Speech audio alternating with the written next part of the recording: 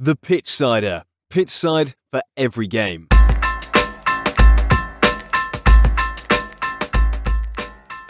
Hello and welcome back to the NFL Pitchsider Podcast. So I hope you had a good week as we now preseason 2 games now have drawn to a close, and we'll have a look back at some of these games and quickly go through some of the scores, some of the rumours that are happening around the NFL, and some of the key takeaways as we look forward to the start of the season in a couple of weeks. So let's get started. Let's go through some of the games. So starting on Friday, the 18th of August, we had the Browns versus the Eagles, which ended 18-all. Giants got off to their first win with a 21-19 win over the Panthers. The Bengal Tigers and the Falcons drew 13-all. The Jaguars beat the Lions 25-7. The Dolphins beat the Texans 28-3. And the Steelers beat the Bills 27-15 on Saturday. On Sunday, we had the Colts versus the Bears. The Colts won this one 24-17. The Buccaneers beat the Jets 13-16. The Patriots beat the Packers 21-17. The Titans beat the Vikings 24-16. The Chiefs beat the Cardinals 38-10. The 49ers got a narrow win against the Broncos 21-20. The Raiders beat the LA Rams 34-17. And the Seahawks beat the Cowboys 22-14. And the Saints got 2-0 against the Chargers, which ended 22-17. The Ravens and the Commanders are due to play at the time of this recording. So, yeah, definitely mixed. Obviously, some teams starting to get wins, some teams starting to get 0-2, like Panthers. They've lost both games, with the Browns playing obviously 3 games so far, and they've won, drawn, and lost. So yeah, it's definitely an interesting one. Normally don't see many draws in the NFL, so it's quite surprised to see a couple of draws this week. But yeah, it definitely seems the teams are evenly matched. Do of course need to remind you that this is the backups, so obviously we would have seen some of the first team players playing for a couple of, maybe half the game on average. But yeah, obviously the rookies still are trying to secure their place as the dreaded cut comes up where the teams will have to cut down their roster sizes for the start of the season. With one more preseason game to go next week, last chance to impress before they could be potentially cut or put on the reserve list. So yeah, let's get into some of the analytics. Let's have a look at some of the biggest takeaways from some of the games. Starting off with the Giants, we obviously saw a lot more of their first team. And one player that really impressed was Darren Waller. He clearly is Daniel Jones's favourite target, with the majority of passes going to him. He didn't play in the first game. No, he looked sharp and only had one drive on Friday, completed 8 out of 9 passes for 69 yards and a touchdown. Tight end Darren Waller held 2 of the passes of the game and finished the game with 3 receptions and 30 yards. Obviously, these aren't that impressive numbers, but obviously only playing one drive, you're not going to get that many. The Giants don't have a star wide receiver, but they equally acquired Walker from the Raiders in exchange for a 3rd round pick in March. He can provide a significant boost to the club's aerial attack in the leading pass catcher role.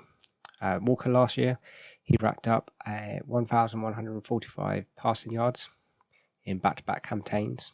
The Giants' offense will look like Slayton, Shepard, with Campbell, Beasley, Crowder, and 3rd round pick Hoyland, but Walker will likely see most of the targets.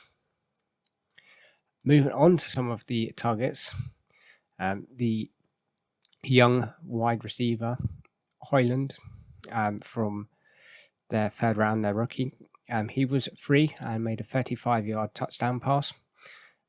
And yeah, definitely He's looking good.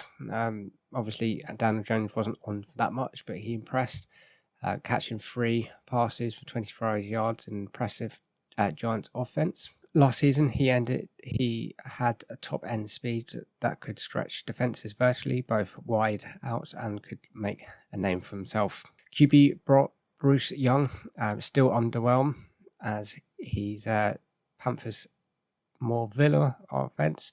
Unfortunately, he is not hitting the ground running as many people would expect.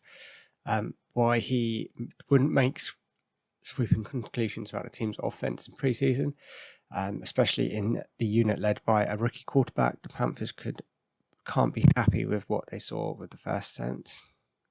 He counted the Athletics' Joe Pearson 3-and-out sequences in Californians' first 4 offensive series.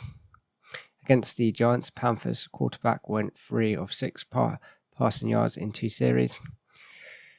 So unfortunately, it doesn't look like he hit the ground fully running, but it'd be interesting to see as he grows into the NFL and how he will perform.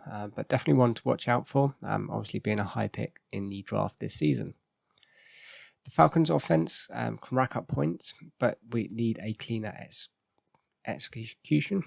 The Falcons can be in the decision as a team that could finish top 10 in the scoring for the upcoming season, but they must tighten up things at the line of scrimmage. Obviously, they lost a few, obviously put pressure on the quarterback, so this is not good. But if they can tighten these things up, they're definitely going to be a team to watch. Obviously, every team has things to work on during the preseason, so this is definitely going to be an interesting one to see how the team grows. But the Falcons is one of the teams that you should be watching out for. The Bengals, they've got a very, very good defense, and this can definitely keep them in games while Joe Burrow recovers from his injury. So if you don't remember, the quarterback injured his calf at practice in July on the 27th and would be out for several weeks, but they have not specified a return date. The Bengals will cross their fingers that he will be ready for week 1. If not, the backup QB will be in place. He went on to 7 out of 14 passes for 62 yards against the Falcons, and will likely lead his starting plays if Burrows is not ready. But their defense is very strong this season, so definitely something that will be in good stead. And once Joe Burrows is back, they could be a team to watch out for. From the Saturday, the uncertainty remains at left tackle for Jacksonville Jaguars. As the Jacksonville Jaguars work through their preseason, the organisation and its coaching staff does so knowing that their starting left tackle Cam Robinson won't be available at the beginning of the season due to his 4-game suspension for violating the league's performance-enhancing drug policy.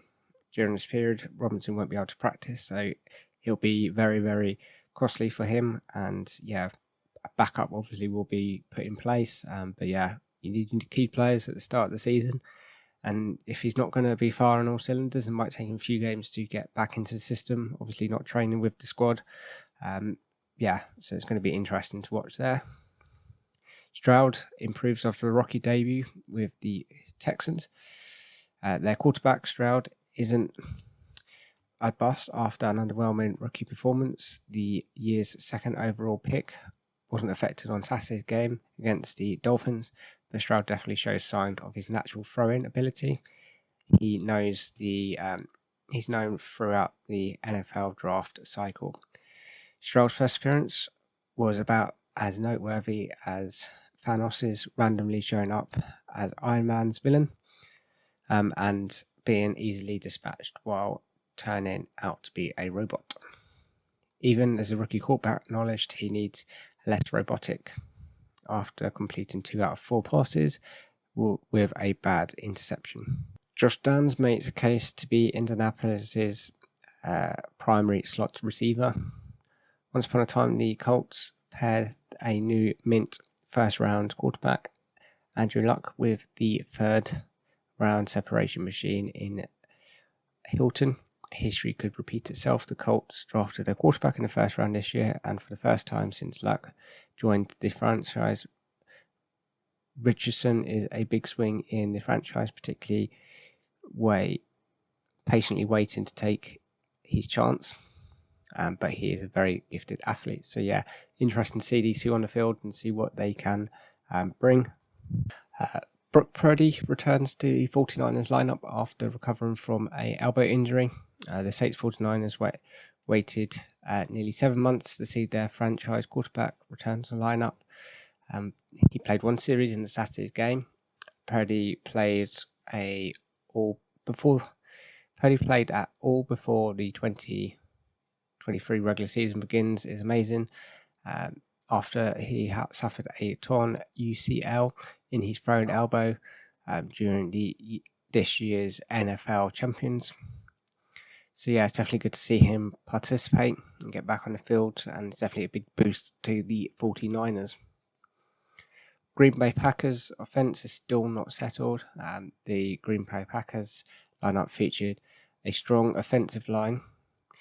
The group could be one of the league's best, especially if healthy. David Backenson is in the lineup. One bad snap speaks potentially large issues.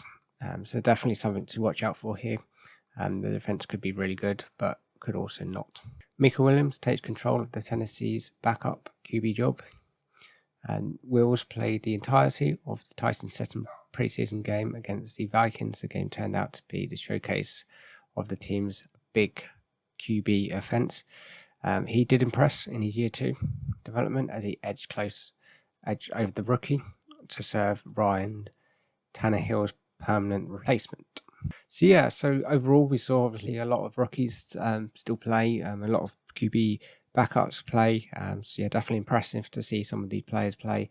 Definitely something that to keep looking out for. Obviously, start of next week we will probably see a lot more first team players play.